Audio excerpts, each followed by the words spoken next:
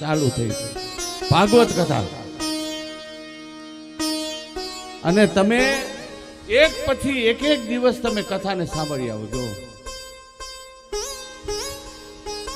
બધાને કીધું કે એક દિવસ તારે જવાનું, અને દીકરાની વહુને કીધું, પોતાની દીકરીને કીધું, પોતાની પત્નીને કીધું. શેઠને વિચાર કર્યો, શેઠે કે હું આને કઈ થાય તો કાનામાં બુદ્ધિ આવતી નથી, વહુમાં બુદ્ધિ આવતી નથી, પત્નીમાં બુદ્ધિ આવતી નથી, દીકરામાં બુદ્ધિ આવતી. કથા સાંભળે જો બુદ્ધિ આવે ના તો હારો. પહેલે દિવસે એનો દીકરો કથામાં ગયો, સવારથી સાંજ સુધી કથાને સાંભળી, અને જ્યારે દીકરો પાછો સાંજે 6 વાગે પ્રસાદ લઈને આવ્યો, વારો પાણી કરીને પોતે પ્રસાદ બધાને આપ્યો. એના પિતાજી કે તું કથામાં ગયો તો કે હા. તો કથાની અંદર બેટા તે શું ગ્રહણ કર્યું? કે બાપુજી કહું, ઈ કે પાંડવો, આ તો કથા એવી હતી, પાંડવો અને કૌરવો બે ભાઈઓ હતા, પણ પાંડવો એ સત્તાને માટે, સંપત્તિને માટે એના 100 ભાઈઓને એને મારી નાખ્યા, અને હસ્તિનાપુરનું રાજ્ય એને લઈ લીધું. તો મારે કે 3 ભાઈ છે, અમે આ 2 ને મારી નાખું કે આ બધો વેપાર મારો થઈ જાય. તે બાપને થયું બેટા તે હારી કથા હતી.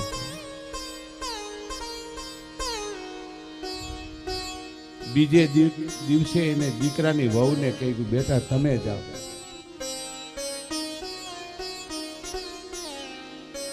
દીકરાની વહુ કથા સાંભળવા ગઈ, સવારથી સાંજ સુધી કથાને સાંભળીને આવી, પ્રસાદી બધાઈને આપી, વાળું પાણી કરીને પછી શેઠ બેઠા અને પોતાની દીકરાની વહુને કીધું બેટા તમે કથા સાંભળવા ગયા હતા?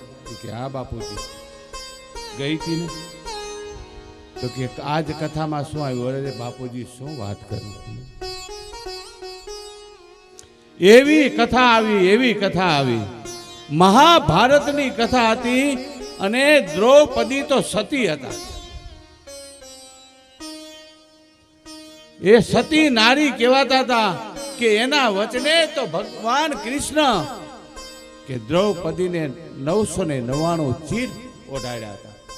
એવી સતીએ 5 પતિ કર્યા હતા. મારે હજી એક જ પતિ છે, હજી હું 3-4 કરું તો કઈ વાંધો ખરો? ત્યારે દીકરાની વહુ ના જવાબને સાંભળીને શેઠે કહ્યું તમે સુંદર કથાને ગ્રહણ કરી.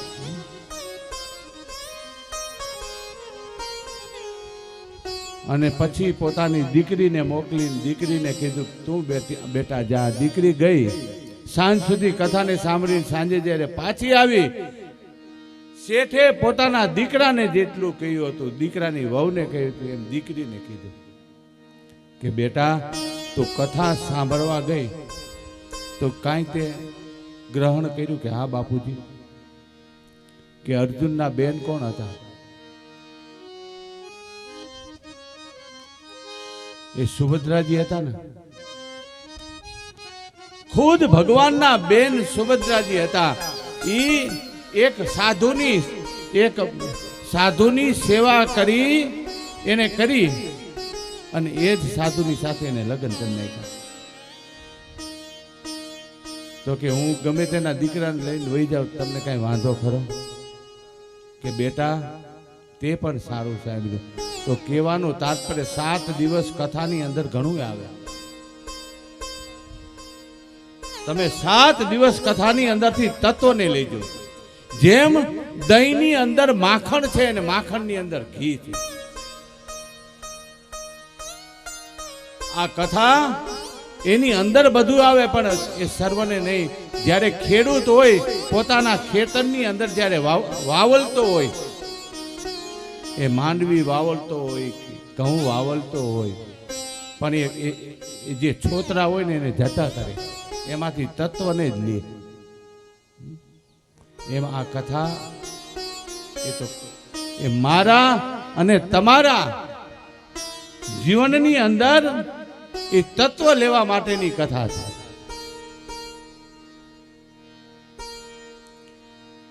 અહીંયા આપણે ભેગા થયા છે ને,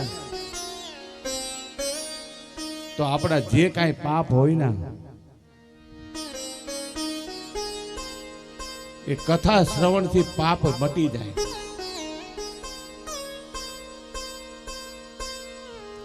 તો કથાને સાંભળતા પહેલા કથાના મહિમાને સાંભળો.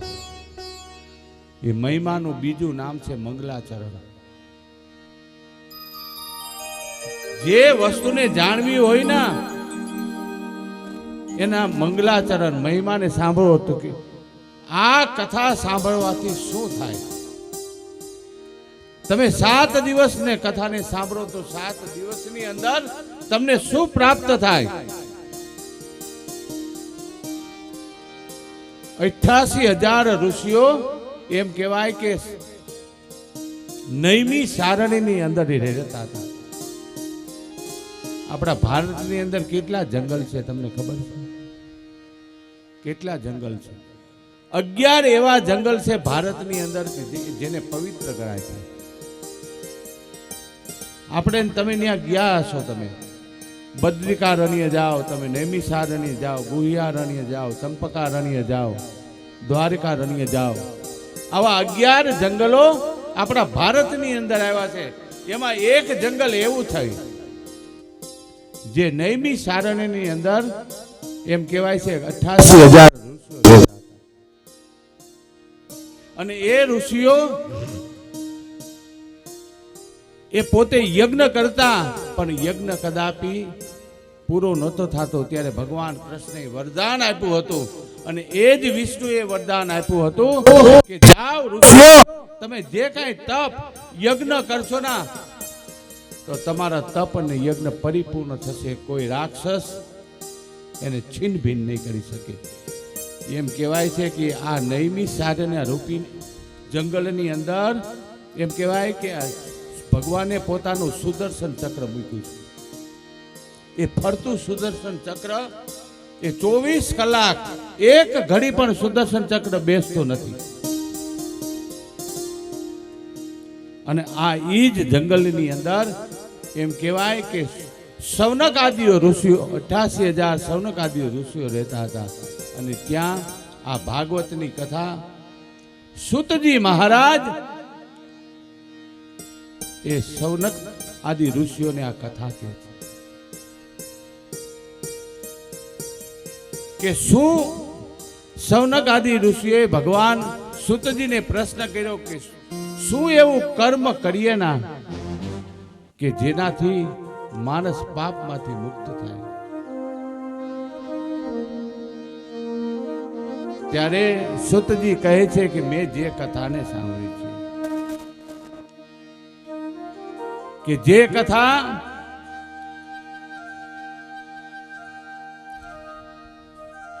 સૂતજી કે મેં બ્રહ્માજીના મુખ વડે કરીને સાંભળી, એ જ કથા હું તમને કહું છું, તમે સાંભળો.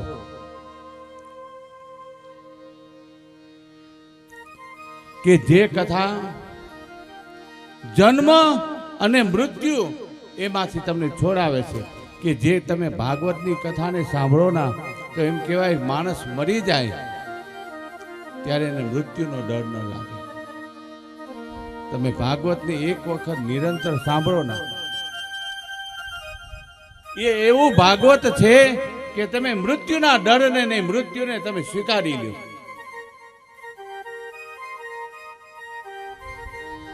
મૃત્યુથી તમે ડરો નહીં. એટલે તો રામકૃષ્ણ પરમહંસ એને પોતાના પુસ્તકમાં લખ્યું છે કે જે માણસ મૃત્યુથી ડરી જાય એ એવો હોય કે જે જન્મથી ડર્યો નથી. પણ ખરેખર મૃત્યુથી ડરવું ન જોઈએ, જન્મથી ડરવું જોઈએ. જન્મથી જે ડરી ગયો હોય એને મૃત્યુનો કદાપી ડર લાગે નહીં. સુખદેવજી એમ કહેવાય વધારે આ સૃષ્ટિ ઉપર વધારે કોઈ માતાના પેટમાં રહ્યો હોય ના તો એ સુખદેવજી હતા.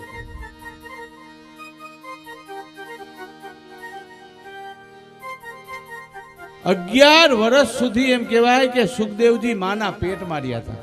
11 વર્ષ કરતા પણ વધારે.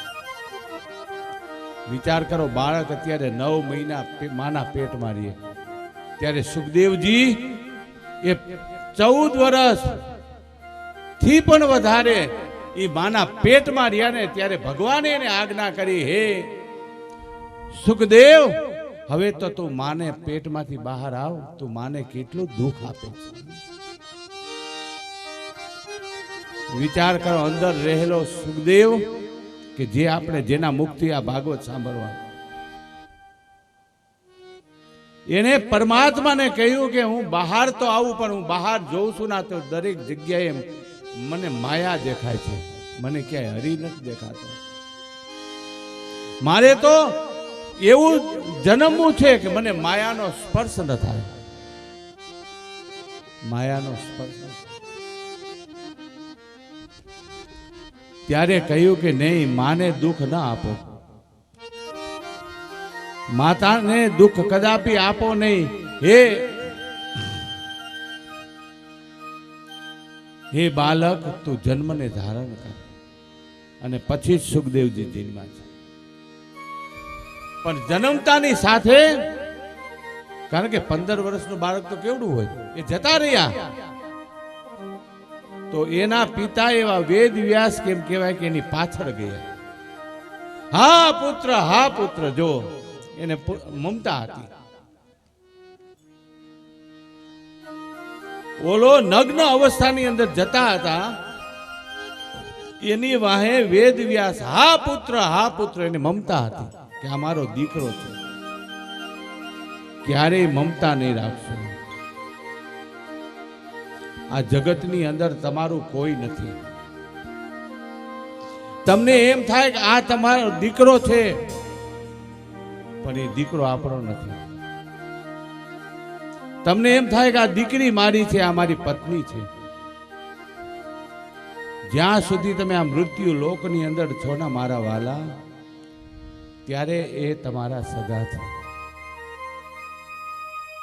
જ્યારે અંત સમય આવશે અને તમારું શરીર છૂટવાની અણી ઉપર હશે ના, ત્યારે તમારું કોઈ સગું નથી.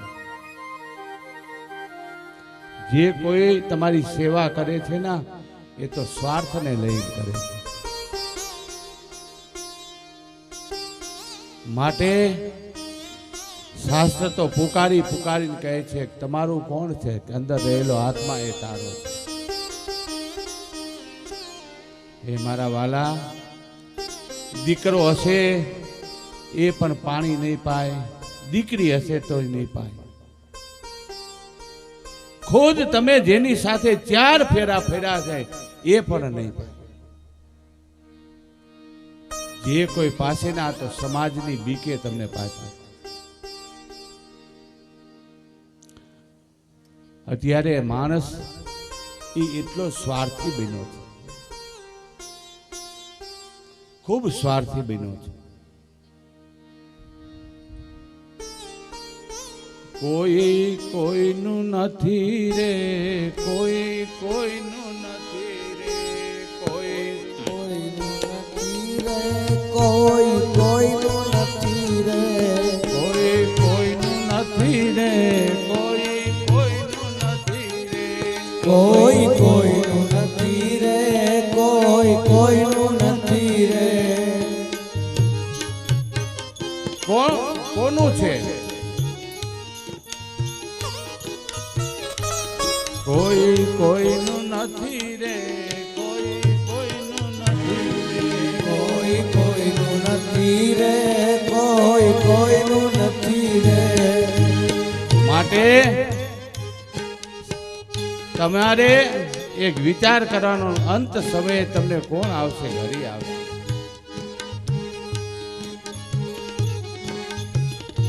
એક શેઠ હતા, એનો દીકરો એકનો એક દીકરો હતો. સાંભળજો, એ શેઠ ને એકનો એક દીકરો હતો ને, અને ગામમાં હાટડી હારી. પણ એ દીકરો એના મા બાપ જેવો ઠાકોરજીનો ભગત હતો. એના મા બાપ ભગવાન કૃષ્ણની સેવા પૂજા કરે, ઠાકોરજીની. એક સુંદર મજાનો દીકરો દીધો હતો. અને એ દીકરો શેઠ અને શેઠાણીની સાથે ગામના બાજુમાં એક સુંદર મજાનો આશ્રમ હતો. આશ્રમમાં એ સંતની પાસે જાય. ક્યારેક શેઠ શેઠાણીની સાથે જાય, ક્યારેક દીકરો એકલો જાય. ત્યાં આશ્રમમાં સાધુની સાથે સત્સંગ કરે. ઘણી વાર થાય, 8 વાગે ને ત્યારે છોકરો એ મહાત્માજીને કે હવે હું ઘરે જાઉં. હું જ્યાં સુધી જાઉં નહીં ને ત્યાં સુધી મારી માં કે મારા બાપ એ પાણી ન પીવે, જમે નહીં. કે તને બહુ પ્રેમ કરે છે, મને અનહદ પ્રેમ કરે છે. મહાત્માજી ખૂબ મને પ્રેમ કરે છે. તો કે તારે જોવું છે તારા મા બાપ તને કેટલો પ્રેમ કરે છે. મને ખબર છે ને, મારા મા બાપ મારે ખૂબ પ્રેમ કરે છે. તો કે એક કામ કર, તારે ઘરે જવાનું, સવારમાં સ્કૂલે જવાનું, અને સ્કૂલથી પાછો આવ્યા તારે જમી લેવાનું. જમીન તારે ઓસરીમાં પડી જવાનું. અને ઓસરીમાં તું પડી જાય પણ તારે મોઢામાંથી ફીણ કાઢવાનું. એ ફીણ તું જ્યારે કાઢતો હશે ને ત્યારે તારી માં એ રસોડામાંથી દોડતી આવશે. હા હા બેટા, તને શું થાય છે? તારે બોલવાનું નહીં, આંખો બંધ રાખી દેવાની. અને એ જ સમયે તારા પિતા આવશે, આજુબાજુના પાડોશીઓ આવશે.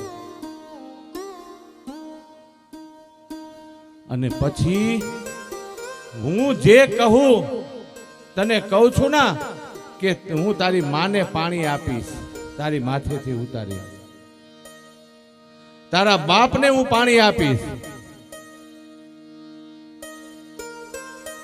એ કોઈ પાણી નહીં પીવે. ત્યારે એ સમયે હું તારા ઘરે આવીશ.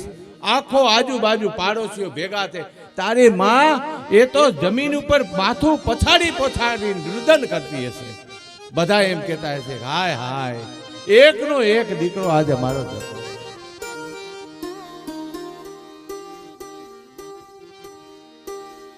ત્યારે આના છોકરાને હાથું ન લાગ્યું. તમે મહાત્માજી હું વાત કરો? મારી માં અને બાપ એ મને અનહદ પ્રેમ કરે છે. તમને કહું કે જ્યાં સુધી હું જાઉં નહીં ના એ બે બાકડા બની જાય. તો મેં કહ્યું એમ કર બેટા. બીજા દિવસનો સૂર્યનો ઉદય થયો. છોકરો તૈયાર થઈને સ્કૂલે ગયો, પાછો આવ્યો. 12 વાગે જ્યારે દીકરો ભણીને આવ્યો ના, એની માએ પ્રેમથી થાળી પીરસી અને એ જ્યારે જમવા લાગ્યો, ખૂબ જમ્યો. અને પાણી પીને જ્યારે ઓસરીની અંદર એ આવ્યો, એ ભેગો પડી ગયો. મોઢામાંથી ફીણ કાઢવા લાગ્યો. અને જેમ જેમ ફીણ કાઢે માં દોડતી આવી. ઓલો છોકરો હવે કશું બોલતો નથી. બેટા તને શું થાય છે? માં માથું પછાડવા લાગી. આજુબાજુ પાડોશીઓને ખબર પડી. પાડોશીઓ આવ્યા, દોડતા આવી. હા હા શું થયું? હજી તો કે સ્કૂલેથી આવ્યું, કે ખબર નથી, પડી ગયો. મોઢામાંથી ફીણ કાઢે. આખું એની વિચાઈ ગઈ. શેઠ દુકાનેથી દોડતા આવ્યા, અદોદરું શરીર.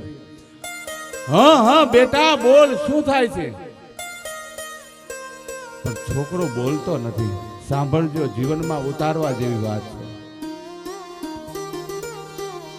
ક્યારેક ઉતારજો, તમારા સમાજની અંદર આવું ઘણું બને.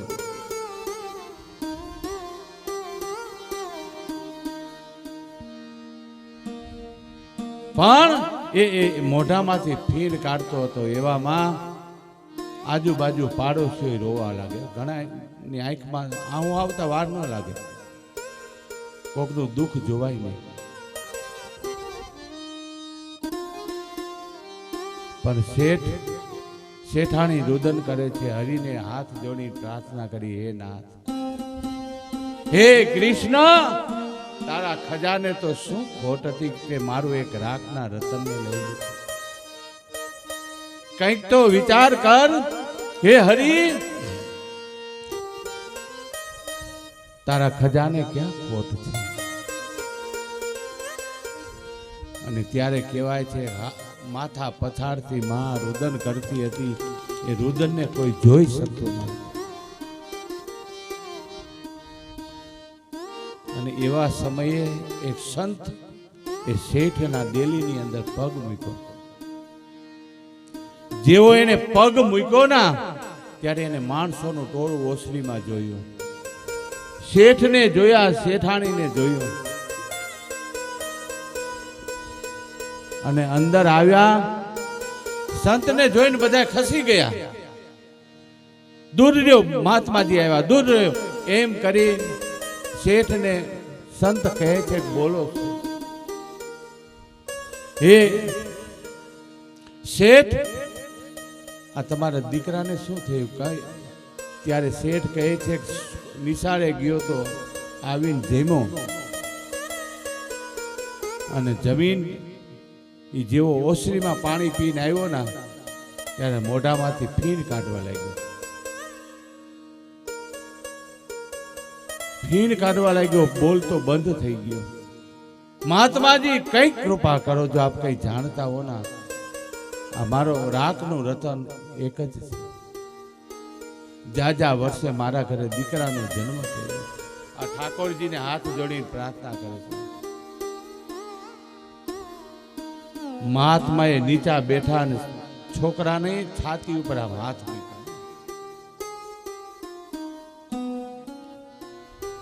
હાથ મૂકી અને એટલું જ કહ્યું કે મહાત્મા કહે કે તારો દીકરો હજી જીવે છે,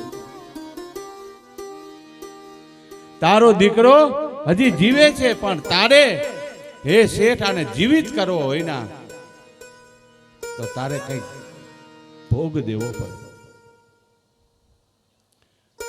કંઈક આપો ના તો કંઈક મેળવાની અપેક્ષા રાખી શકો. તમારે ભગવાનના મંદિરમાં જાઓ, 4 આના ધરીને તમે 3 કરોડનું માગી લ્યો. હે ભગવાન, મને એક મકાન દઈ દે. પેલા મકાન 3 કરોડનું થાય, તે ધર્યા તો પછી પૈસા, એમાં ક્યાંથી દે? દે કે નો દે?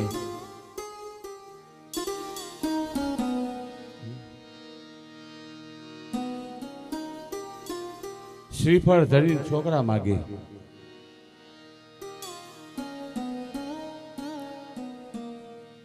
પણ મહાત્માએ કહ્યું ના, ત્યારે કહ્યું કે જે કઈ કરવું હોય ને એ કરો, પણ મારા રતનને જીવાડી દો.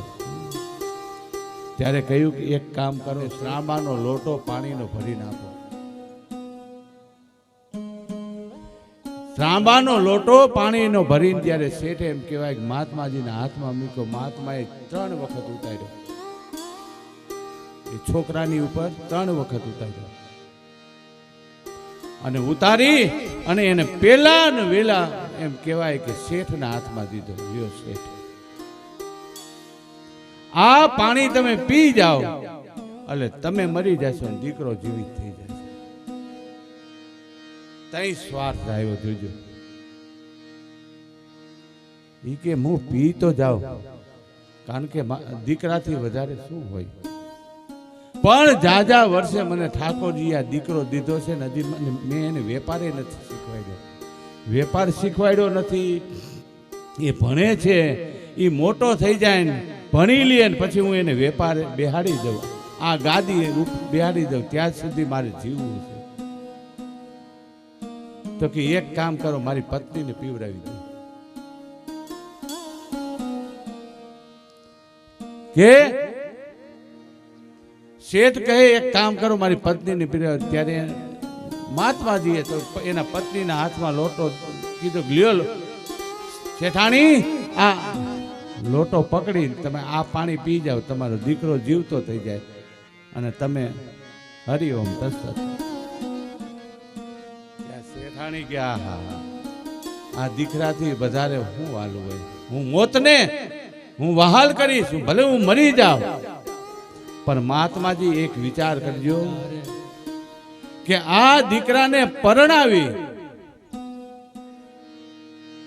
અને સોનાના હિંડોળે હું બેઠી હોઉં અને મારી દીકરાની વહુ એને સુંદર મજાની ઝાંઝરી પહેરી હોય, એના અવાજ આવતો હોય એ જોઉં ના, એ મને બહુ ઈચ્છા છે. બસ પછી હું ભલે મરી જાઉં. એમાં તેને સોનાનો હિંડોળો માગી લીધો. ઈ ત્રીજા માળ માગ્યો અને ત્રીજા માળે ઈ કે સોનાના હિંડોળે હું બેઠી હોઉં, જાજા વર્ષે મને દીકરો દીધો છે, એને ઝાંઝરી પહેરી હોય અને એની ઘૂઘરી વાગતી હોય ને એવો મને અવાજ આવે ને પછી હું ભલે મરી જાઉં. તો મહાત્માજી કે ન તમે પીધું ન શેઠે પીધું, મેં તો હું મારા મા બાપને એકનો એક હતો. જો હવે સંત કહે છે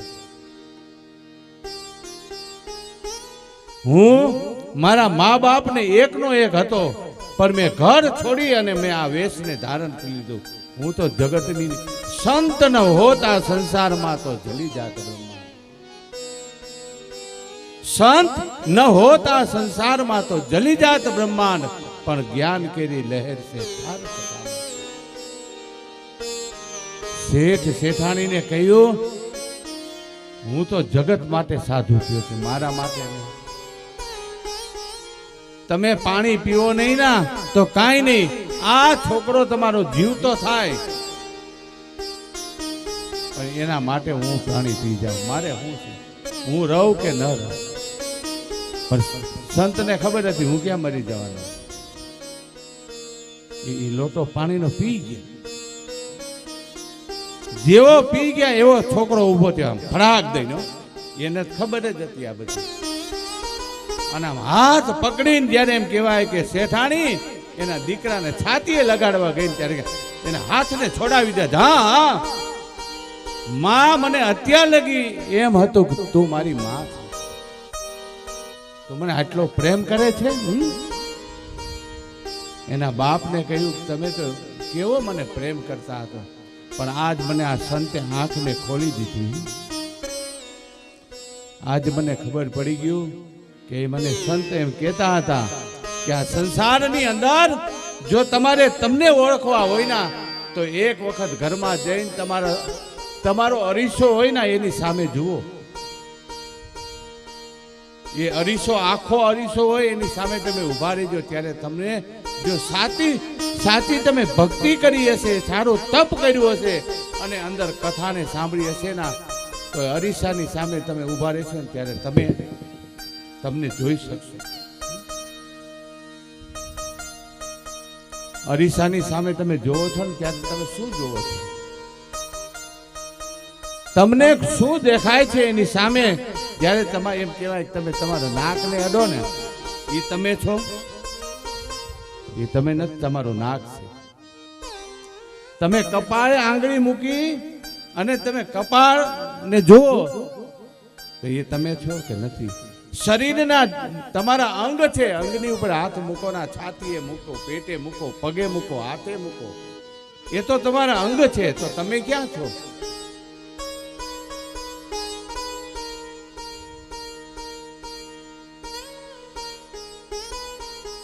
તમે અંદર છો, પણ અંદર ક્યાં? કે અંદર તમારો જે જીવાત્મા છે એ જીવાત્માની અંદર એક તત્વ છે, એ તત્વ એ જ પરમાત્મા.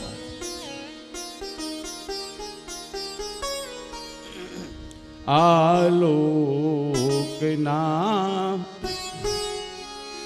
એ સાગર મહી તમે ના તરસો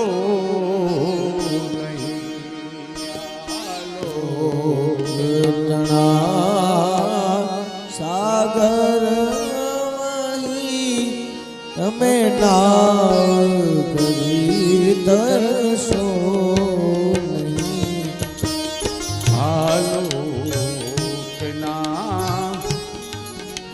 સાગર મહી એ તમે ના વથી તરસો આલો સાગર તમે નાગરી તરસો. તમારે સંસાર પાર કરવો હોય, અંદર રહેલા આત્માને શોધતા છે. આ સમાજ તમારો નથી. જે કોઈને તમે જોશો ના એમાં મારું એને દેખાય.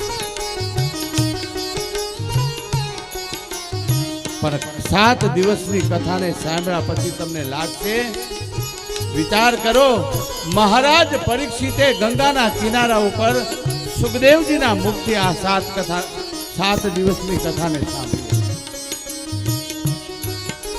ત્યારે એને એમ થયું, ઓહો, એને જેટલો સંશય થયો એટલા પણ એને પ્રશ્ન કર્યા.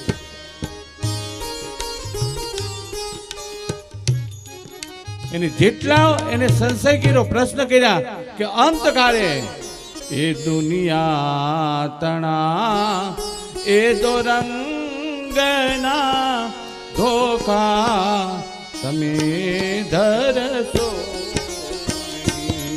દુનિયા તણા દોરંગ ધોખા તમે કરશો નહીં. 7 દિવસે વિચાર કરજો, તક્ષક એવો નાગ એને કરડવા આવ્યો હતો, પણ મહારાજ પરીક્ષિતને તક્ષક નાગ કઈડ્યો નહીં. એને ડંખ માર્યો ને એ પેલા તો પરીક્ષિતનું પાણ પંખેરું જતું રહ્યું. એને પરમાત્મા ની અંદર એ સમાઈ ગયા હતા. આ અંદર રહેલા આત્માને સમારો એટલે તો મીરાબાઈએ એને એવી ભક્તિ કરી. મીરાને કૃષ્ણ પ્રસન્ન થયા. દ્વારકાનો નાથ એ મીરાની પાસે આવીને કહ્યું, માગ મીરા, આજ હું તારી ભક્તિથી પ્રસન્ન થયો છું, માગી લે. ત્યારે મીરાએ કહ્યું, શું માગું? જોજો મીરાનો જવાબ, શું માગું? હે નાથ, મારે શું ન હતું? હું તો રાજ્યની રાણી હતી, સુંદર મજાનો મારો પતિ હતો, મારો વૈભવ એટલો હતો.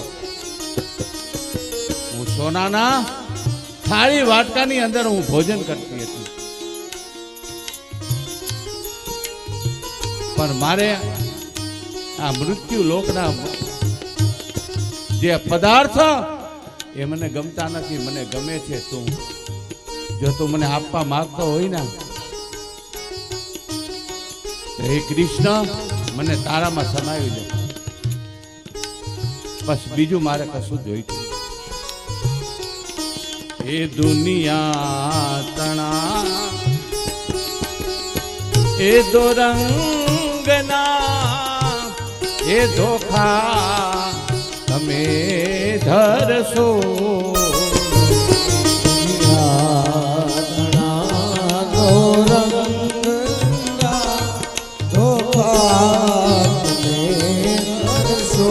જગત બોલશે, સમાજ તમને કહે છે બહુ ભક્તિ કરે છે. ભક્તિ બતાડવાની નથી, ભક્તિને છુપાવો.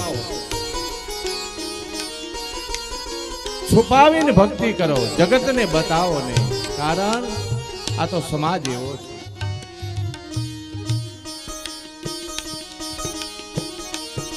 એક વખત એમ કહેવાય કે નારદજી આ મૃત્યુ લોકની અંદર આવ્યા.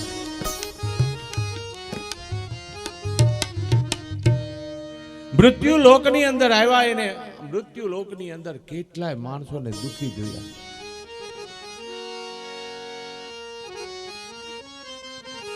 જ્યાં જેટલી જગ્યાએ નારદજી ગયા, અહમ તો પૃથ્વીયાંતમ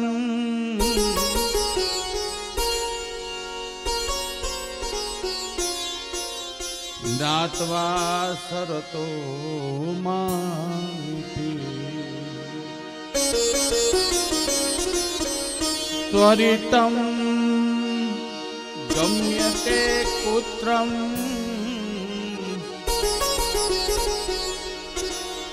હે કૃતસાગમનમ તવ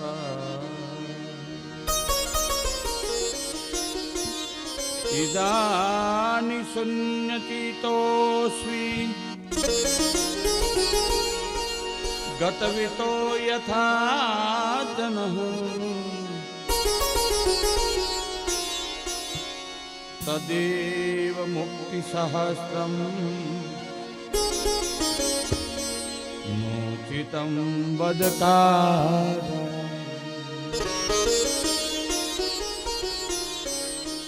નારદજી પૃથ્વીની ઉપર આવ્યાના જેટલી નદીઓ પવિત્ર હતી એની અંદર સ્નાન કર્યું. નદીઓને એ જોયું તો આ તો અપવિત્ર બન્યું. માણસને દુખી જોયા. અતિશય માણસોને દુખી જોઈ એના દિલમાં ખૂબ દુઃખ થયું નારદજી. એ તો માનસ પુત્ર છે બ્રહ્માજી. અહમ તો પૃથ્વી યાતો જ્ઞાત્વા સરોતો મામિતિ પુષ્કરમ ચ પ્રયાગમ ચ કાશી ગોદાવરી. જેટલા પુષ્કરમાં ગયા, ગોદાવરીમાં ગયા, નદીએ ક્યાંય એને સુખ જોયું. ફરતા ફરતા જ્યારે કહેવાય કે નારદજી વૃંદાવનની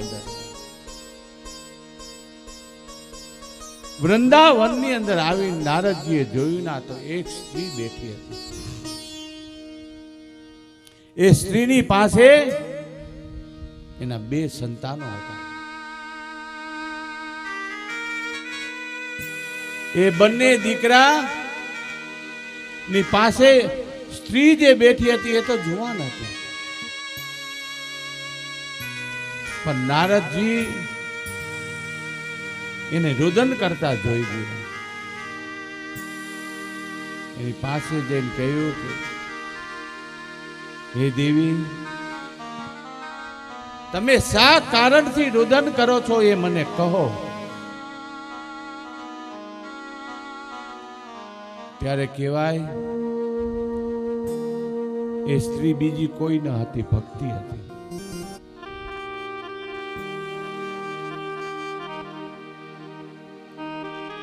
એ ભક્તિ એને એમ થયું કે હું મારા દિલની વાત આને કહું. જો દરેકની અંદર કંઈક મારું તમારું છુપાયેલું હોય. જ્યારે તમારા દુઃખની વાત કોઈને કેવી હોય ને તો સામે પાત્ર જુઓ. કોઈ પાત્ર ફૂટેલું હોય ને તો એમાં પાણી ન રહે, એમાં દૂધ ન રહે. તમારા દિલની વાત કેવી હોય ને તો સામેનો માણસ કેવો છે એને તમે દિલની વાત કહો. જેની તેની આગળ દુઃખ નો કહેવાય.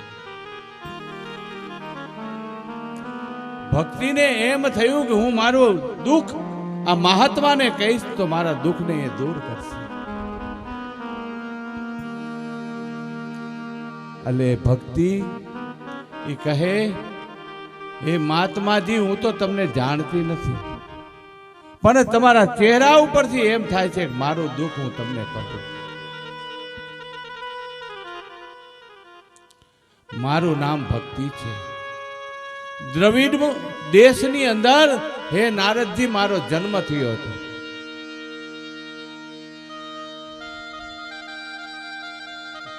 અને ત્યાંથી હું જ્યારે મહારાષ્ટ્રની અંદર આવી ત્યારે હું ક્ષીણ થવા લાગી. હું ગુજરાતની અંદર આવી ના તો હું ગઢી થઈ ગઈ.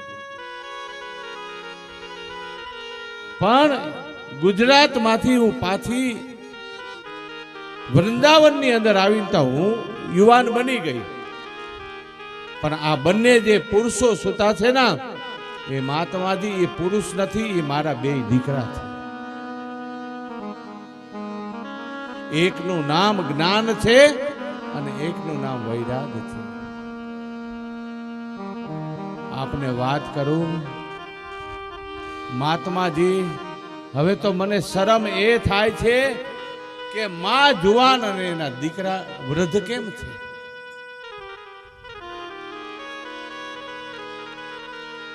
કઈ આપ ઉપાય જાણતા હો ના તો કૃપા કરીને મારા દીકરાને તમે જુવાન બનાવી દો ને.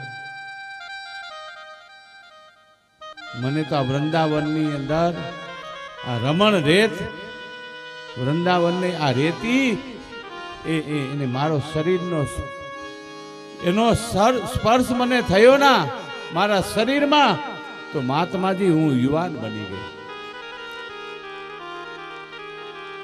ક્યારેક વૃંદાવનમાં જજો, રમણ રેતીની અંદર સ્નાન કરજો, બહુ મહાત્મ છે.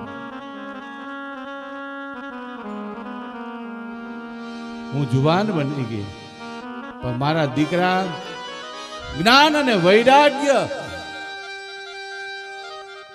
હજી જાગતા નથી. આ સંસાર, આ કલિયુગની અંદર જો જ્ઞાન અને વૈરાગ્ય કોઈને ન આવે, તમે જ્ઞાનની વાતો કરો ને કોઈને ગમે નહીં, વૈરાગની તમને વાતો કરો કોઈને ગમતું નથી. શમશાનમાં પુરુષ કોઈ મરી ગયો હોય ને એની ચિત્તાને સળગાવવા માટે જાય, પણ એ ત્યાં જાય ને ત્યાં લગી એને એવું જ્ઞાન આવે કે હા હા સંસારમાં કાંઈ નથી,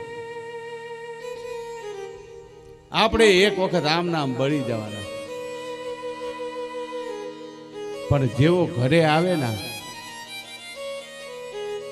એ નાય, અને જ્યારે ઘરે આવે અને માયામાં લંપેટા જાય, આ બાજુ એના છોકરાઓ હોય, આ બાજુ એની પત્ની હોય, મા બાપ હોય, અને એટલો લંપેટા જાય ને પાછી એક વૈરાગ જ્ઞાન જે લાગ્યું એ જતું રહે. 7 દિવસ તમે આ કથામાં આવો ને તમે જોજો, આ 4 થાંભલા છે ને એની અંદર તમે બેઠા હશો ને ત્યાં લગી હું કથા કહીશ, તમે કાનથી સાંભળજો. તમને ઘડી ભર તો એમ થાય છે કે હા દાદા બરોબર કહે છે, પણ જેવા ઘરે જાય ત્યારે માયા ચોટી જાય. છોકરાનું, પતિને, મા બાપને આ બધા લાગી જાય. એટલે ભક્તિ કહે મહાત્માજી, મને તો હું ભક્તિને યોગથી હું જુવાન બની ગઈ, પણ મારા દીકરાને કાંઈ નથી.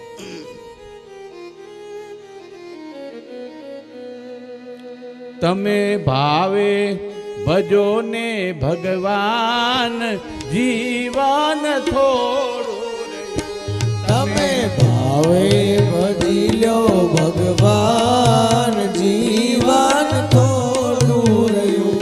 તમે ભાવે ભજો ને ભગવાન, જીવન થોડું રહ્યું. તમે ભાવે ભજી લો ભગવાન, જીવન થોડું રહ્યું. કંઈક જવાનું હતું, જીવન થોડું રહ્યું. કંઈક આત્માનું કરજો કલ્યાણ, જીવન થોડું રહ્યું. કંઈક આત્માનું કરજો કલ્યાણ, જીવન થોડું રહ્યું. કંઈક આત્માનું કરજો કલ્યાણ, જીવન થોડું રહ્યું. તમે ભાવે ભજો ને ભગવાન, જીવન થોડું રહ્યું.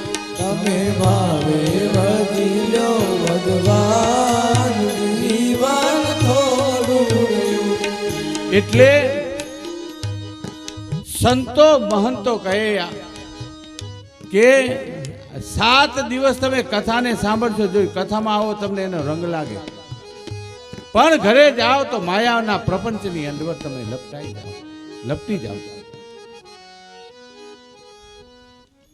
છતાં એમ કહેવાય, મેં કથાની શરૂઆતમાં કહ્યું હતું કે ભલે તમે સંસારમાં રહો, પણ એક આદા તત્વને જીતતા શીખજો.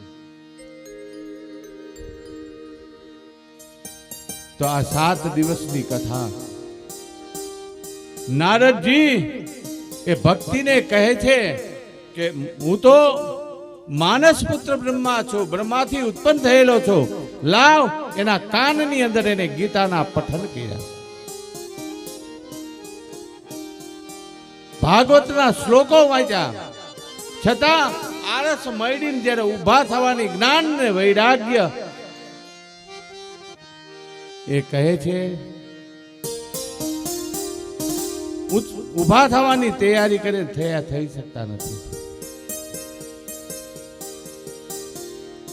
ત્યારે તો કે એ ભક્તિ તારે એક કામ કરવું પડશે કે બોલે તું થોડા દિવસ ખમ, હું કોઈને પૂછીને આવું. હું તો 3 લોકમાં જઈ શકું છું. બ્રહ્મલોકમાં જાઓ, વિષ્ણુ લોકમાં જાઓ, શિવલોકની અંદર હિમાલયમાં હું પણ જઈ શકું. હું ભગવાનને કહું કે આ મૃત્યુ લોકની અંદર માણસ શું કરે તો એનું દુઃખ દૂર થાય. નારદજી જતા રહ્યા. આ બાજુ સૌનક આદિ ઋષિઓ સૂતજીને પૂછવા લાગ્યા કે પછી શું થયું.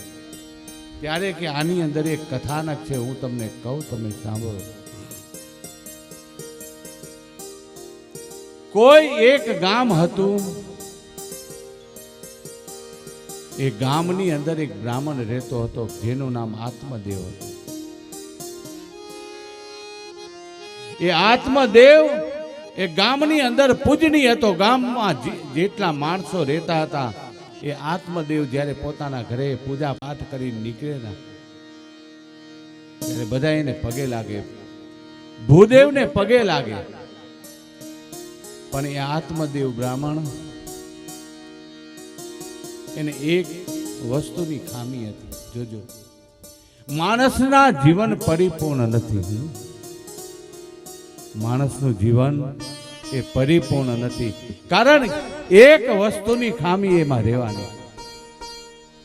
આ આત્મદેવ બ્રાહ્મણ અને એની પત્નીનું નામ ધુંધલી હતું. એને સંતાનની ખામી હતી. બ્રાહ્મણનો દીકરો હતો, વેદ અભ્યાસ કરેલો, ભગવાન શિવની પૂજા કરતો હતો, પણ સંતાન એક ન હતું. એક શેડ માટીની ખોટ આ આત્મદેવને.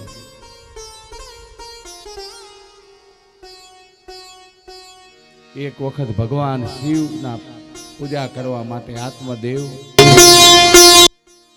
શિવાલયની અંદર જઈને ભગવાન શિવની પૂજા કરીને હાથ જોડીને પ્રાર્થના કરી, હે નાથ,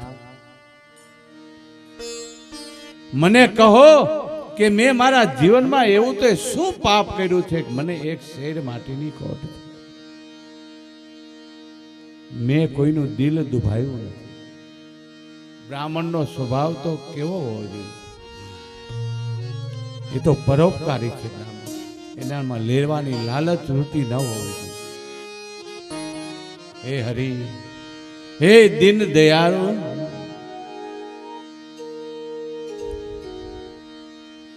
સૌનું કરો કલ્યાણ. હે દયાળુ પ્રભુ, સૌનું કરો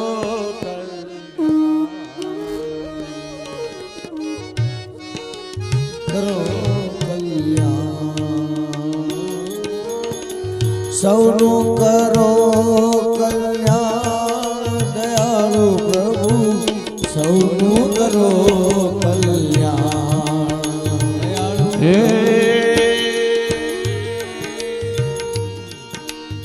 સૌનું કરો કલ્યાણ. દયાળુ પ્રભુ, સૌનું કરો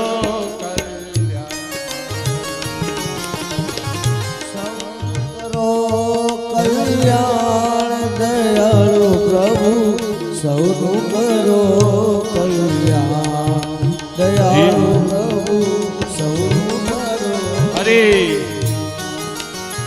જીવન વાનયતી વેગે વટાયું જીવન અતિ વેગે જીવન વન અતિ હે નાથ હે હરિ જીવન વન અતિ વેગે વટાયું જીવન અતિ વેગે વટાવ્યું દ્વાર ઉભો શિશુ ભો દયામય સૌનું કરો સૌનું કરો કલ્યાણ દયાળુ હરિ સૌનું કરો કલ્યાણ સૌનું કરો કલ્યાણ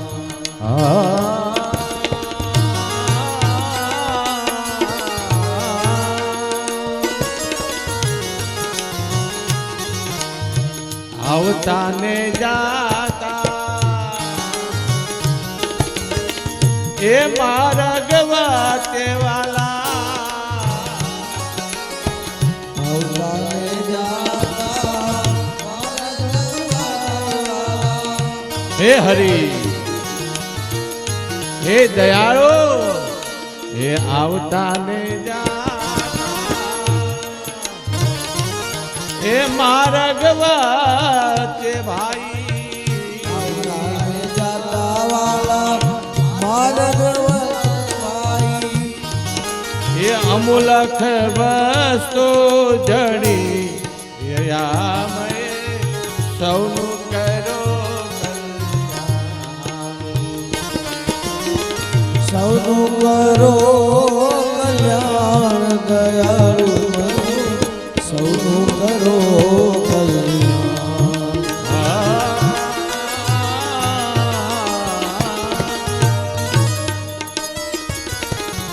એ સૌનું કરો કલ્યાણ દયાળુ પ્રભુ સૌનું કરો સૌનું કરો કલ્યાણ દયાળુ પ્રભુ સૌનું કરો કલ્યાણ હાથ જોડી આત્મદેવ ભગવાન શિવના મંદિરમાં હાથ જોડીને પ્રાર્થના કરે મારી તો ઉંમર હવે તો કૃપા કરો નાથ હે વિશ્વંભર આજ આ બ્રાહ્મણ તમારી પાસે એક ભીખ માગે છે શેર માટીની હું મારા માટે માગતો નથી હરી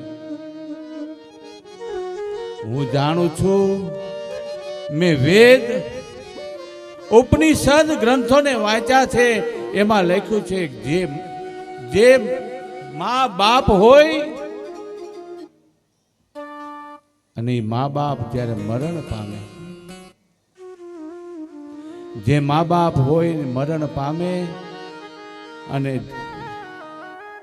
એનો દીકરો એ મા બાપને અગ્નિદાહ દે ને ત્યારે એની ગતિ થાય છે હું મારા માટે નહીં પણ મારો અંતકાળ આવે અને મારો દીકરો હોય એના હાથે એ મને અગ્નિદાહ દે ને એ અપેક્ષા છે એ મને કમાઈને દે ના એ અપેક્ષા નથી એટલે મા બાપ દીકરા માગે છે દીકરા કમાઈને દે ના એ અપેક્ષા ન રાખતા તમારાની અંદર તાકાત હોય ને મારા વાલા એ તમે કરી લેજો કદાપી તમારા સંતાનની અપેક્ષા એવી ન રાખતા હા અપેક્ષા એ રાખજો કે અંતકારે એના હાથે મને પાણી પાય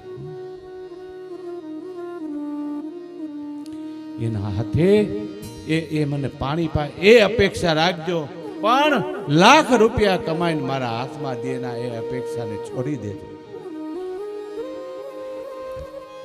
એને છોડી દેજો કદાપી માગતા કારણ કે શાસ્ત્રમાં મેં કહ્યું એટલે હું વારંવાર એટલા કહું છું કે જ્યારે અંતકાળ હોય અને દીકરાઓ મા બાપ એના ઘરમાં રહેતા હોય ને મા જ્યારે એક આંસુ પાડશે ને ત્યારે તમારી સંપત્તિને હણી લેશે. જે ઘરની અંદર મા બાપ હોય અને દીકરો હોય, દીકરાની વહુ હોય, પણ એ જ ઘરની અંદર એમ કહેવાય કે જ્યારે મા એના બે આંખની અંદરથી એક અશ્રુનું ટીપું નીકળશે ને ત્યારે તમારી સંપત્તિ જતી રહેશે, એ નહીં રહે. કારણ કે શાસ્ત્રમાં કહ્યું છે માનો આંસુ ત્યારે પડે છે કે જ્યારે એના દિલની અંદર અતિ દુઃખ થયું હોય, એ પોતે પોતાનું અપમાન સહી લે. એ માં એ પોતાના અપમાનને સહી લે, પણ એની માં બેઠી હોય અને દીકરો એમ કહેવાય પોતાના પિતાને જ્યારે કહેતો હોય ને ત્યારે માં એ સહન ન કરી શકે.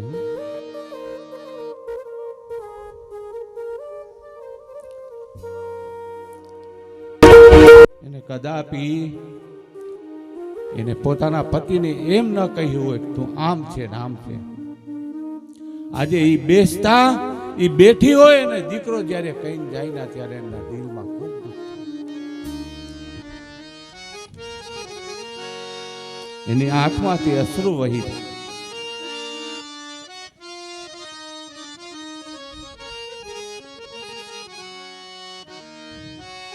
એટલે કહું છું કે સંતાન માગો ના ત્યારે અંતકારે એવો માગજો કે મને અને તમને અંતકારે પાણીનો લોટો લઈને પીવડાવે. એની અપેક્ષા નહીં રાખવાની,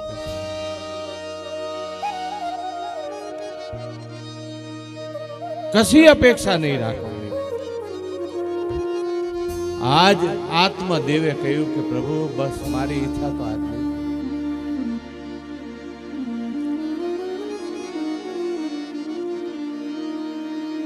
અને એ જ સમયે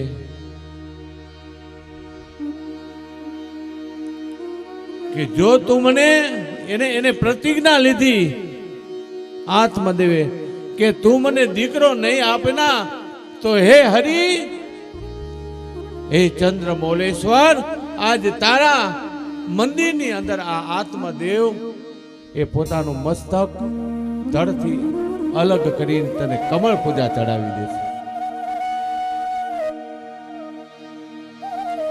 હું જીવી નહીં શકું, હું જીવી નહીં શકું. વિચાર કરજો, ભગવાન છે ને કોઈ પણ પ્રકારે તમારા ઘરે આવે, તમારી ભક્તિ એવી પ્રબળ હોય ત્યારે કોઈ પણ પ્રકારે મારો વાલો એ આવે. જ્યારે આટલું કહ્યું ના ત્યારે કહેવાય એ જ સમયે કોઈ એક સંત એ મંદિરની અંદર આવ્યા. હા હા, એ આત્મદેવ તમે શું ભગવાન શિવને કહો છો? તમારે દીકરો જોઈએ છે? પણ તમને કહું ના, એ મહાત્મા કોઈ ન હતા, એ તો હરિ હતા. એને કે હે આત્મદેવ, તારા 7 જન્મની અંદર તારા ઘરે દીકરો નહીં થાય, તો ગમે તેવી પૂજાને કરીશ, તપ કરીશ, જપ કરીશ, પણ તને કહું કે તારા 7 જન્મની અંદર તારે ઘરે દીકરો નહીં થાય. કંઈક તો કૃપા કરો હે નાથ. મેં એવા તો ક્યાં પાપ કર્યા છે 7 જન્મ સુધી હું દીકરાનું મુખ નહીં જોઈ શકું. મને જગત એ વાંચ્યો કહે છે અને હું શરીરને છોડી દઉં. પણ તારી ભક્તિ એટલી છે ના, એ આત્મદેવ તારી ભક્તિ એવી છે ને, જા હું તને વરદાન આપું છું. હું મારા તપ વડે કરીને હું તને આ ફળ આપું ના, એ ફળ તારી પત્નીને ખવડાવજે, તારી ઘરે દીકરો થશે. તારી ઘરે દીકરો થશે. એ ફળ લઈને કહેવાય કે આત્મદેવ પોતાના ઘરે આવ્યો.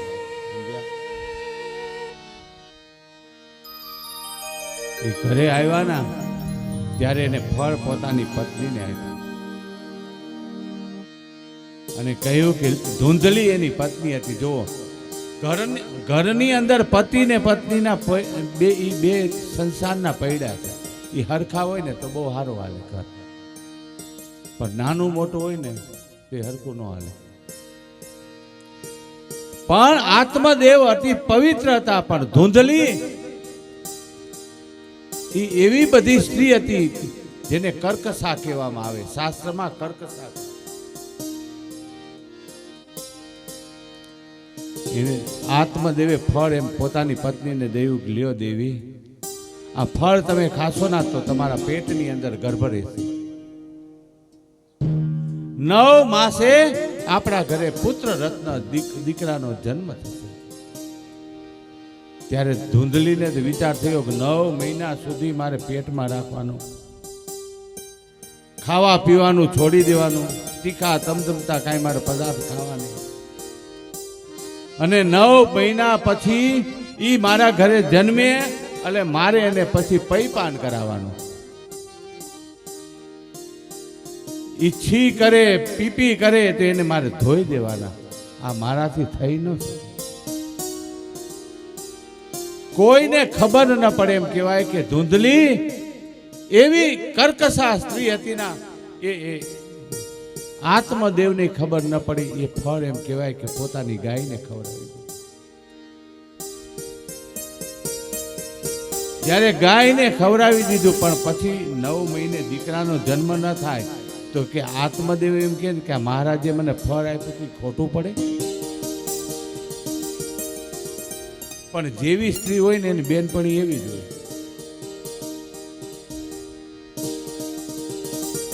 એના જ સ્વભાવની એક એની બેનપણી જે ગામમાં રહેતી હતી, એને બોલાવીને કહ્યું કે બેન, તું તો મારી નાનપણની બેનપણી છે, મારા દિલની એક વાત તને કહું કે કહે ના.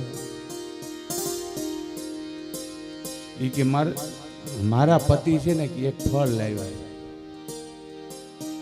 એ ફળ લાવ્યા છે ને એ ફળ હું ખાઉં ને તો મારે 9 મહિને દીકરાનો જન્મ થાય. પણ મને દીકરો જન્મે મારે એને ધવરાવવો પડે, એને છી પીપી કરે, એને ધોવા, એને સાફ કરવા, એ મારાથી ન થાય. એ ફળ તો મેં ગાયને ખવડાવી દીધું, પણ હવે મારા પતિ 9 મહિને એમ કે આ દીકરાનો જન્મ થયો ને કે આ સંત કે ફળ આપ્યું એ ખોટું હતું, તો તું કાંઈક રસ્તો કાંઈ ને કે એક છે કે મારા પેટમાં ગર્ભ છે જ, મારે તો 3-4 છોકરા છે અત્યારે હાલમાં, એટલે હું જન્મ થાય છે ને એટલે તને દઈ દે, તું મને એને બદલામાં પૈસા દઈ દીધી, અમારે પૈસાની બહુ તૂટી એમ કરીને એને આપી નક્કી કર્યું. 9 માસ પરિપૂર્ણ થતા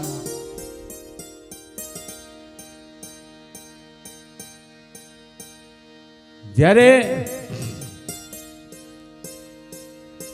દીકરાનો જન્મ થયો અને એ ધૂંધલીની બેનપણી એને રાત્રે મૂકી ગઈ. પણ વિચાર કરજો એ કેનું સંતાન હતું, કેવું એનું લોહી હતું. 9 માસ પરિપૂર્ણ થતા એ જે મૂકી તો ગઈ, સવાર થયા ને આત્મદેવને ખબર પડી કે મારા ઘરે દીકરાનો જન્મ થયો. એ જ સમયે એમ કહેવાય કે ગાયે એ પોતાના કાન વડે કરી એક દીકરાને જન્મ આપ્યો છે. જેની ઘરે એક શેર માટીની ખોટ હતી ના, આજ એ જ ઘરે 2 દીકરા થયા. એક ગાયે દીકરાને જન્મ આપ્યો અને આજ ધંધુકારી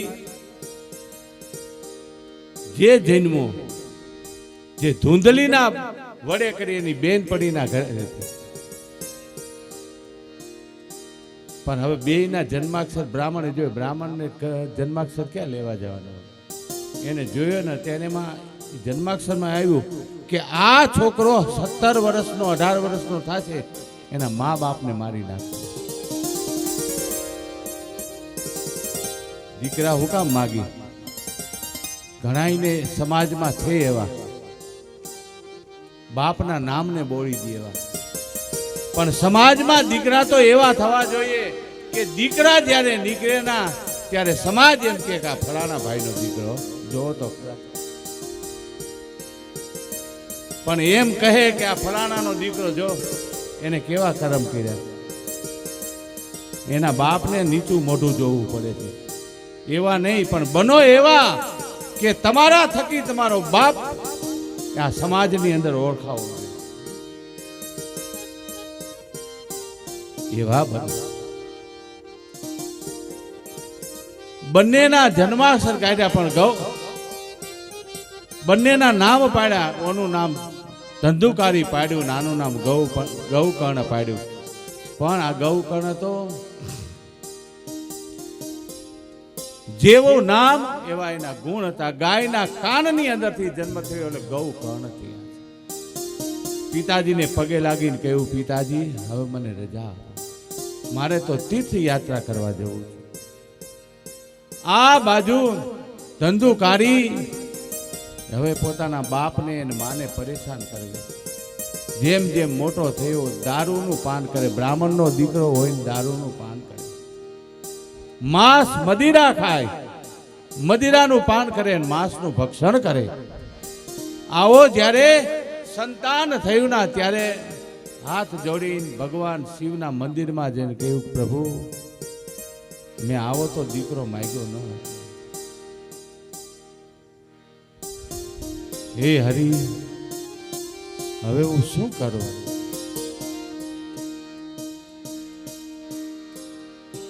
ત્યારે પસ્તાવો આવે, રે પસ્તાવો વિપુલ ઝરણો સ્વર્ગથી ઉતરી આવ્યો.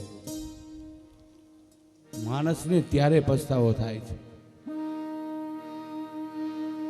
પણ પછી તો બહુ મોડું થઈ ગયું હોય. અંતે એમ કહેવાય કે સુતજી સૌનક આદિ ઋષિઓને કથા કહીને કહે છે કે આજ આત્મદેવ બ્રાહ્મણ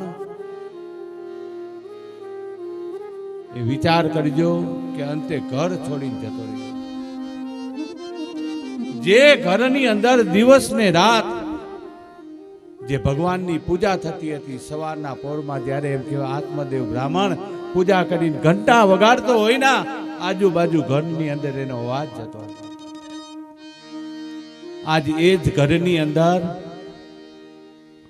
મદિરાના પાન થાય છે, એ જ ઘરની અંદર માંસના ભક્ષણ થાય છે.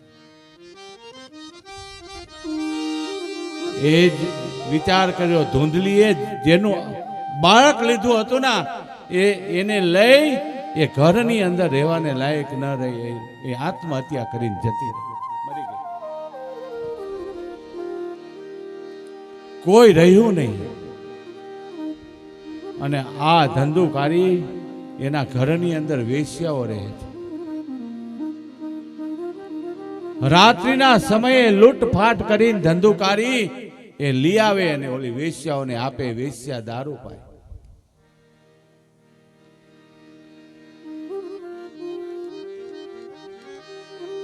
અને એવી રીતે માંસના ભક્ષણ રંધાય છે.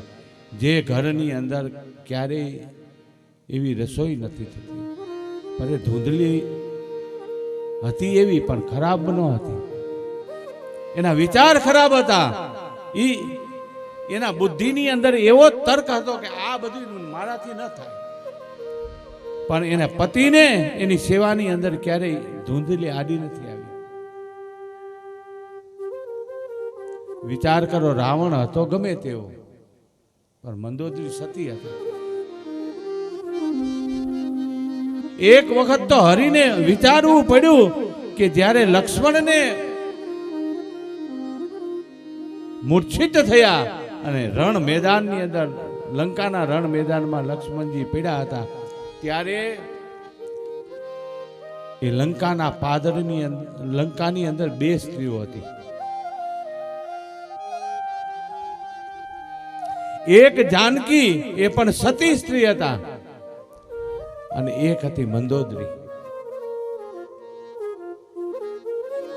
જાનકી અશોક વાટિકાની અંદર બેઠા બેઠા એ ચંદ્રને કહેતા હતા, ઘડીક ઊભી જા.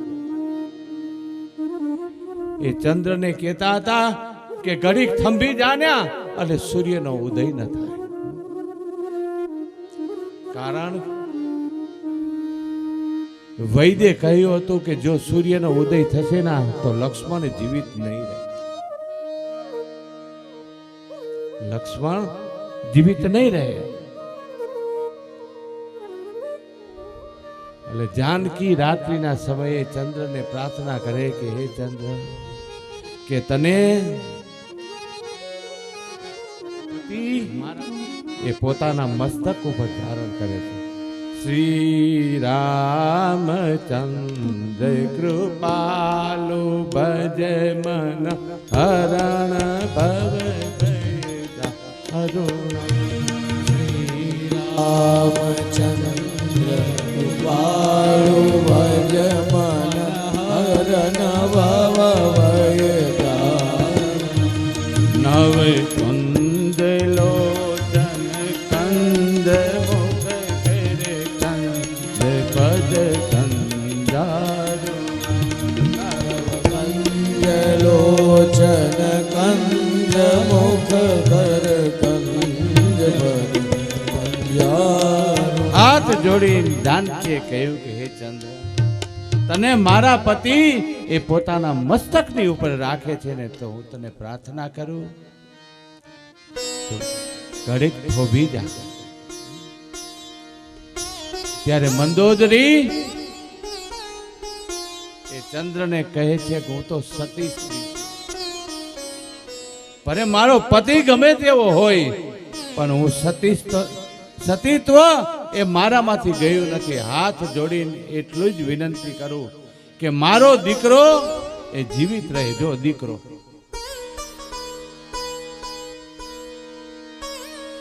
ઇન્દ્રજીત મરાય ના તો જ રાવણનો વધ હતો. જ્યાં લગી ઇન્દ્રજીત મરાય નહીં ને ત્યાં સુધી રાવણ મરે નહીં. એટલે મંદોદરીએ કહ્યું કે હે ચંદ્ર, હવે તું આથમી જા. તું આથમી જા અને સૂર્યને કહે કે એ પ્રકાશ કરે. વિચાર કરો, ભગવાન મૂંઝાઈ ગયા. અખિલ બ્રહ્માંડનો કરતા બ્રહ્મ એ મૂંઝાઈ ગયો કે આ બે સ્ત્રીઓ ન્યાય કોને મારે આપવો, કોને હું ન્યાય આપું. એ બંને સતી સ્ત્રીઓ છે, પણ કલ્યાણ કોનું હતું? કલ્યાણ લક્ષ્મણનું હતું. કારણ લક્ષ્મણ જીવિત થાય ના તો પાપ જતું રહે. રાવણ પાપી હતો, એ અધર્મી હતો, ભલે બ્રાહ્મણનો દીકરો હતો, વેદ ભણેલો હતો, પણ એનો નાનો કોણ હતો? એ રાક્ષસ કુળનો વિદર્ભી હતો. એટલે પરમાત્માએ જાનકીની પ્રાર્થનાને સ્વીકારીને મંદોદરીની પ્રાર્થનાને ન સ્વીકારી. એને તો ધર્મનું સ્થાપન કરવું હતું. જે ઘરની અંદર ધૂપ દીપ જે થતા હતા, આજ એ જ ઘરની અંદર માંસ રંધાય છે, દારૂના પાન. પણ ખૂબ પૈસા ભેગા થયા ત્યારે એમ કહેવાય કે જે લંપટ સ્ત્રીઓ હતી એને વિચાર કર્યો કે હવે આટલા બધા પૈસા અને હવે તો રાજાનું ધન તોડીને લાવ્યો છે ને, તો હવે આપણે આને મારી નાખાય. મારી નાખવાનું કહ્યું ના ત્યારે ચારેય સ્ત્રીઓ એમ કહેવાય કે રાત્રિના સમયે દારૂ પીને ઘસઘસાટ ઊંઘમાં એમ કહેવાય ધંધુકારી સૂતો હતો.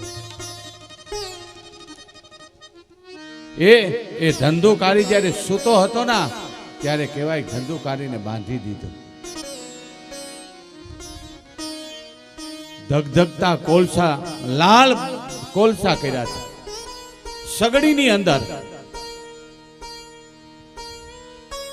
ચીપીએથી પકડી એક સ્ત્રીએ મોઢું એનું પોળું કર્યું અને બીજી બંને સ્ત્રીઓ એના મોઢામાં લાલ ધગધગતા કોલસા નાખવા માંડ્યા. ઓલો રાડો પાડે, હા હા વિચાર તો કરો તમે, શા કારણે મને મારો છો? ઈ કે તું રાજાનું ધન ચોરીને આવ્યા ને, તારી સાથે અમારે જેલમાં જવું પડે. હવે તને માર્યા વિના છૂટકો, તને મારવો જ પડે. કમોત જેનું થાય ના એ આવી રીતે કમોત છે ને એ કંઈક માગે.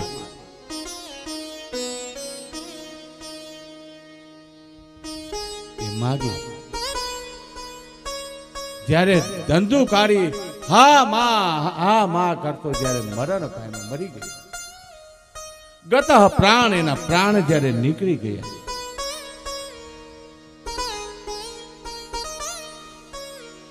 ગામના એને બાળ્યો, કોઈ એને બાળવા માટે નહોતું, એનો ભાઈ નહોતો. તીર્થ યાત્રા કરીને જ્યારે કહેવાય છે ધંધુ ગૌકર્ણ પાછા આવ્યા, ગામની અંદર ચાલ્યા જતા હતા ને ત્યારે કોઈએ કીધું કે તારા ઘરમાં તો કાંઈ નથી. હે ગૌકર્ણ, તારા જતા તારા બાપ મરી ગયો,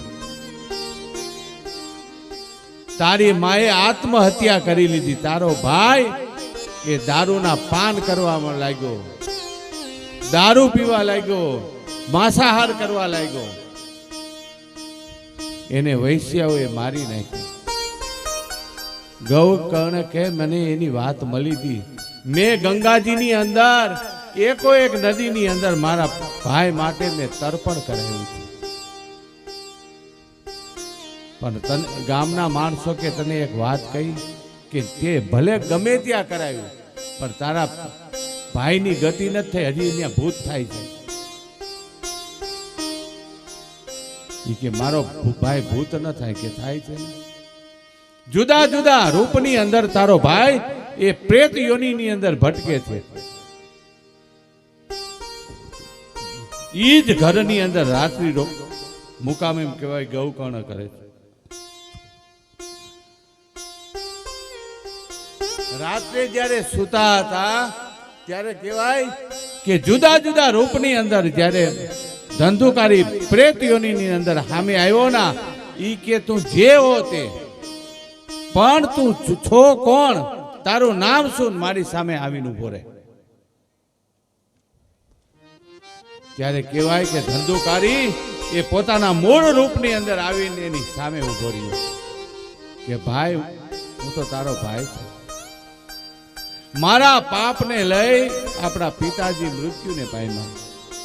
એ ભાઈ તને કહું ના કે આપણા પાપને લઈ આપણી માં એને આત્મહત્યા કરી લીધી. હું પાપી છું, મારા જીવને ક્યાંય શાંતિ નથી. તું કંઈક એવું કર કે જેથી મને શાંતિ મળે. મેં તો તારું ગયામાં શ્રાદ્ધ કરાવ્યું છે, મેં ગંગાજીની અંદર તારું તર્પણ કરાવ્યું છે. તે ભલે તે ગયામાં શ્રાદ્ધ કરાવ્યું હોય, તર્પણ કરાવ્યું, પણ હે ભાઈ આ ઘરને વિશે તું કંઈક એવું કરી નાખે જેનાથી મારી મુક્તિ થાય. હું બહુ દુઃખી છું. ત્યારે કહેવાય કે થોડા દિવસ તો સમી જા, થોડાક દિવસ શાંત રહે. હે ભાઈ હું નક્કી તારી મુક્તિનું કારણ શોધીશ. બ્રાહ્મણોને બોલાવ્યા, ઋષિ મુનિઓને બોલાવ્યા, સંતોને બોલાવ્યા. કોઈ કહે નારાયણ બલી કરો, કોઈ કહે લીલ કરો, કોઈ કહે આમ કરો તેમ કરો. અંતે એક નિર્ણય આવ્યો કે હે ગૌકર્ણ, તારા ભાઈની મુક્તિ જોઈતી હોય ના તો એક કામ કર, તું ભાગવત કથા તારા ઘરે કર. જો ભાગવત કથા કરીશ ના તો હું તને કહું છું ના તારા આ પ્રેત યોનિનો પિતૃ એની મુક્તિ થશે.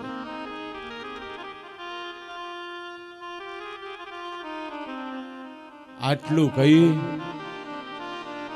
ગૌકર્ણ એના ભાઈને આ બધી વાત કરી કે હું આ ઘરની અંદર ભાગવત કથા કરીશ, તું અત્યારે રહે કે જ્યારે કથા થાય ના તો એ ભાઈ તું કથાની અંદર પધારજે. એટલે જ આ લીલો વાસ રાખવામાં આવે છે. પેલા દિવસે જ્યારે કથા થઈ ના ત્યારે કહેવાય કે એ તો પ્રેત હતો. પ્રેત એ માણસ નો બની હતી. એ તો જીવ કહેવાય, હવા કહેવાય કે હવાની હવા કેમ રહે? પણ એને રહેવું હતું ના, તો એને તો કથાને સાંભળવી હતી. તો પ્રેતે વિચાર કર્યો, એને જોયું ના તો સભા મંડપની અંદર કઈ રહેવા માટે જગ્યા ન હતી. એને લીલો વાંસ જોયો ના, એ વાંસની ગાંઠની અંદર બેહી ગયો. સવારથી સાંજ સુધી કથાને સાંભળી વાંસની ગાંઠ તૂટી ગઈ. વાંસ એટલે વાસના. પ્રેત જ્યારે એમ કહેવાય કે કથા સાંભળે વાસનાની એક ગાંઠ તૂટી ગઈ. 7 દિવસ સુધી કહેવાય કે ધંધુકારીએ કથાને સાંભળી 7 ગાંઠો જ્યારે તૂટી ગઈ, એ ભગવાનના રૂપની વિષ્ણુના સ્વરૂપને ધારણ કરીને એની ભાઈની સામે ઉભો રહ્યો. ત્યારે કહ્યું, ગૌકર્ણ કહે, તમે કોણ છો? કે ભાઈ હું તારો ભાઈ છું. આજ મારી મુક્તિ થઈ ગઈ. હવે ભાઈ હું તો ભગવાનના લોકની અંદર જાઉં છું, પણ તમે સમાજને કહેજો કે ક્યારે આવા પાપ ન કરે. આવા પાપ કરશે ના ત્યારે એના સંતાનો બગડશે, સંતાનો બગડશે ત્યારે એના જીવાત્મા એ દુઃખી થશે. સૂતજી એમ કહેવાય સૌનક આદિ ઋષિઓને આ કથા કહે છે. અહીંયા નારદજી એને પણ ગંગાજીની અંદર ગંગાના કાંઠે જ્ઞાન અને વૈરાગને લઈને ભક્તિ એ ભાગવત કથાને સાંભળવા આવી હતી. અને જ્ઞાન અને વૈરાગ એ વૃંદાવનની અંદર રહેવા લાગી. અને જ્ઞાન વૈરાગ પુખ્ત બન્યા, એની પણ મુક્તિ. આટલી કથા કહી આગળની કથા આવતીકાલે સવારે 9 વાગે કહેવામાં આવશે. આરતી પ્રસાદી લઈને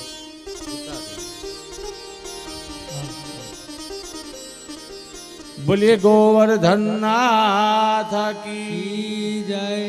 શ્રી બાલકૃષ્ણલાલની જય. રામચંદ્ર ભગવાનની જય. સનાતન ધર્મની જય. ઓમ નમઃ પાર્વતી પતે હર હર મહાદેવ. બોલીએ ઘોઘા મહારાજ. આજની આરતીના યજમાનો બધાય આવી જાઓ. 5 મિનિટ પરમાત્માનું કીર્તન કરી અને પછી આરતી પ્રસાદી તૈયાર થઈને આજના બધા યજમાનો આવી જાઓ. શ્રી રાધે ગોવિંદ ભજે મન શ્રી રાધે. શ્રી રાધે ગોવિંદ ભજ મન શ્રી રાધે. શ્રી રાધે ગોવિંદ ભજ મન શ્રી રાધે. શ્રી રાધે ગોવિંદ ભજ મન શ્રી રાધે. શ્રી રાધે શ્રી રાધે શ્રી રાધે શ્રી રાધે રાધે. શ્રી રાધે શ્રી રાધે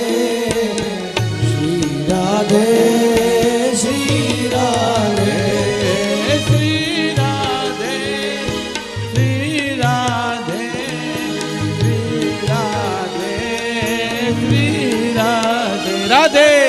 તાલી પાડો ઘડી. શ્રી રાધે શ્રી રાધે શ્રી રાધે શ્રી રાધે ગોવિંદ શ્રી રાધે શ્રી રાધે. બોલો દ્વારિકાધીશ.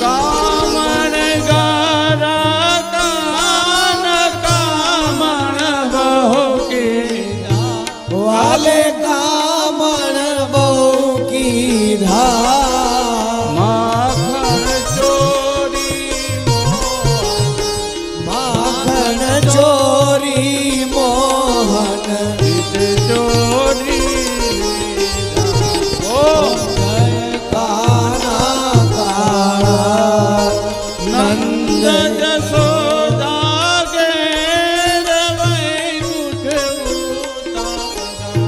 વાલે વૈકુંઠ ઉતારી કાલીએ મર્દન કીધા કાલિય મર્દન કીધા ગાયોને ચારી. ઓમ જય કાના કાળા ગોવર્ધન તણો નહીં રે નહીં આવે.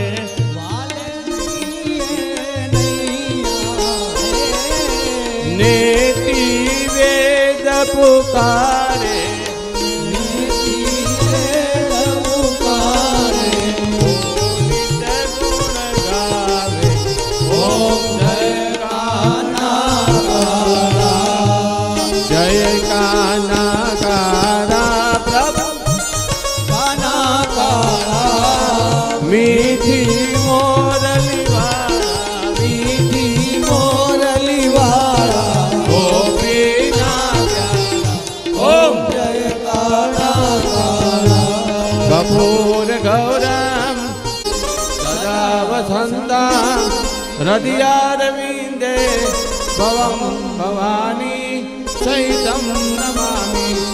મંગલમ ભગવાન વિષ્ણુગલ્યે જીવે સર્વાર્થ સાધિકે શરણ્યે ત્રંબકે ગૌરી નારાયણી નમોસ્તુતે. સમર્પયામિ. બોલો ગોવકી શ્રી બાલકૃષ્ણલાલની 33 કરોડ દેવતાની જય. બોલો પિતૃનારાયણ ભગવાનની જય. બોલો ઘોઘા દાદાની જય. શ્રી કૃષ્ણ શરણમ મમ શ્રી કૃષ્ણ શરણમ મમ શ્રી કૃષ્ણ શરણમ મમ. જય શ્રી કૃષ્ણ શરણમ મમ. શ્રી કૃષ્ણ શરણમ મમ શ્રી કૃષ્ણ શરણમ મમ જય હનુમાન જ્ઞાન ગુણ સાગર જય કપીશ હું લોકયો જાગ રામ દૂત અતુલિત બલ ધામા અંજની પુત્ર પવન સુત નામ વીર વિક્રમ બજરંગે રમત નિવાય કંચન વરણ વિરાજ સુબેશા કાનન कुंडल कुंचित कैसा हाथ वज्र अर ध्वजा विराजे कांधे मुंज जनेऊ साज शंकर सोवन केसरी नंदन तेज प्रताप महाजगवंदन विद्यावान गुणी अति चातुर राम काज करिवे को आतुर प्रभु चरित्र सुनिवे को रसिया राम लखन सीता मन बसिया सूक्ष्म रूप धरि सिंह दिखावा विकट रूप धरि लंक जला भीम रूप धरि असुर रामचंद्र के काज सवार लाय सजीवन लखन जियाए श्री रघुवीर हर सिर लाए रघुपति की बहुत बड़ाई तुम मम प्रिय भरत समभाई सहस्त्र बदन तुमरो यश गावे यश कहि श्रीपति कंठ लगावे सनकादिक ब्रह्मादि मुनीषा नारद सारद सहित यम कुबेर दिगपाल जहाँ ते कवि कोविद कही सके कहाँ तुम उपकार सुग्रीव कीन्हा राम मिलाए राजपद दीन्हा तुम्हारो मंत्र विभीषण माना लंकेश्वर वन सब जग जाना जोग सहस्र जोगन बलवानो लील्योताहि मधुर बल जानो प्रभु मुद्रिका मेल मुख माही जल दिलांघि गए अचरज नाही दुर्गम काज जगत के जेते अनुग्रह तुम्हारे देते राम दुआरे तुम रखवाले हो तन आज्ञा बिनु पैसारे सब सुख लहे तुम्हारी शरणा, तुम रक्षक काहू को डरना। आपन तेज समारो आपे, तीनों लोक आपत गावे। भूत पिशाच निकट नहीं आवे, महावीर जब नाम सुनावे। नासे रोग हरे सब पीड़ा, जपत निरंतर हनुमंत वीरा। संकट ते हनुमान छुड़ावे, मन क्रम वचन ध्यान जुलावे। सब पर राम तपस्वी राजा, जिनके काज सकल तुम साजा। और मनोरथ जो कोई लावे, सोई अमित जीवन बल पावे। चारो जुग परताप तुम्हारा, है वर सिद्ध जगत उजियारा। साधु संत के तुम रखवाले, असुर निकंदन राम दुलारे। अष्ट सिद्धि नव निधि के दाता, असवर दीना जानकी माता। राम रसायन तुम्हारे पासा, सदा रहो रघुपति के दासा। तुम्हारा भजन राम को पावे, जन्म जन्म के दुख विसरावे। अंत काल रघुवर जाई, जहाँ जन्म हरि भक्त काई। और देवता चिंतन धरे, हनुमत से सर्व सुख करे। संकट कटे मिटे सब पीरा, जो सुमिरे हनुमत बलबीरा। जय जय जय हनुमान गोसाई, कृपा करो गुरुदेव की नाई। जो सत बार पाठ कर कोई, सुट ही बंदी महासुख होई। सोय बढ़े हनुमान चालीसा, होय सिद्धि साधी गौरीसा। तुलसीदास सदा हरि चेहरा, नाथ हृदय महिडेरा। पवन तनय संकट हरण, मंगल मूर्ति रूप। राम लखन सीता सहित, हृदय वसो सुरभूप सियावर। रामचंद्र की जय, पवन सुत हनुमान की जय। बोलो भाई सब संतन की जय, सनातन धर्म की जय। सद्गुरुदेव की जय। बोलो श्री हनुमान जी महाराज मानपुर वाला हनुमान जी महाराज।